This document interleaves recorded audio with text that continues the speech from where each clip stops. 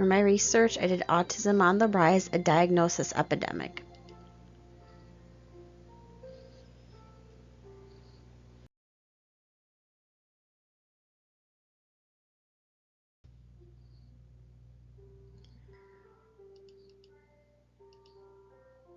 Okay. What is the autism spectrum disorder?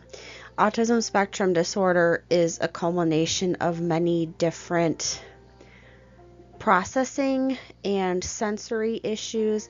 This includes anything like depression, anxiety, ADHD. Some can even be gifted, which isn't necessarily a bad thing, but it does come with some downsides. And then auditory processing issues. Are there any specific causes of autism? Childhood trauma affecting the nerves and/or brain cell development, such as any sort of physical trauma. Some are still speculating about neglect of a child doing something like that, which would also lead into the next bullet point that's under a lot of scrutiny right now is vaccines playing a role in autism, specifically the MMR vaccine. There's been no scientific link to it, but they're still looking to see if there is some sort of link between vaccines and autism.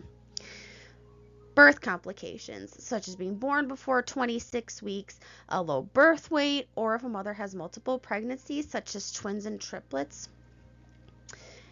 And genetics, that plays a bigger role in autism.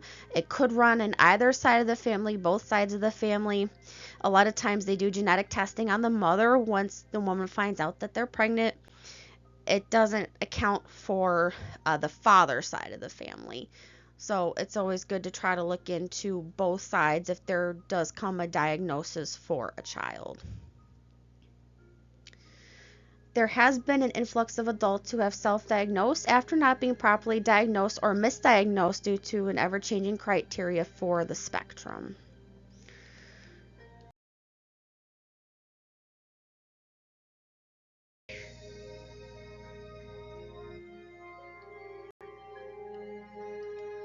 Okay, how does one diagnose autism?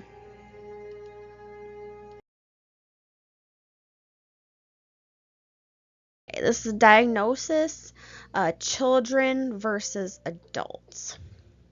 Most children are not properly diagnosed until the age of 4. Many pediatricians either wait and let the children develop on their own until then, or it could be diagnosed as ADHD, which could be an early onset to autism, as they are linked having similar traits. But if it's caught early on, intervention can take place and help the child develop and learn to contain any sort of habits. For adults, it's a different story.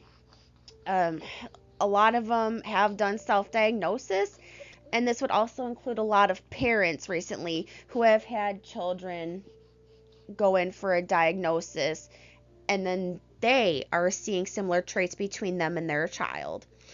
There are also self-screening questionnaires that they have out now online, such as the Autism Spectrum Quotient and Adult Social Behavior Questionnaires. Catching a diagnosis later in life can cause more psychological issues, but for a majority, it makes their actions a lot clearer.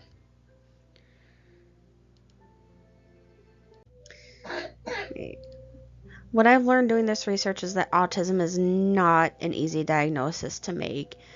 It's not a regular doctor that can diagnose something like this. They can see signs, but it takes a mental health professional to dive in with an adult or a child to see what exactly is going on and to make that diagnosis. It's unfortunate that there are a lot of adults and parents alike that have noticed and self-diagnosed themselves over the last few years that they've had similar issues before and weren't able to reach out for the help that they needed because there are not a lot of support for adults that were diagnosed with autism or a lot of mental health professionals that are able to help them now. A lot of times it's just set on them trying to find their own ways or just dealing with it like they have been for the longest time.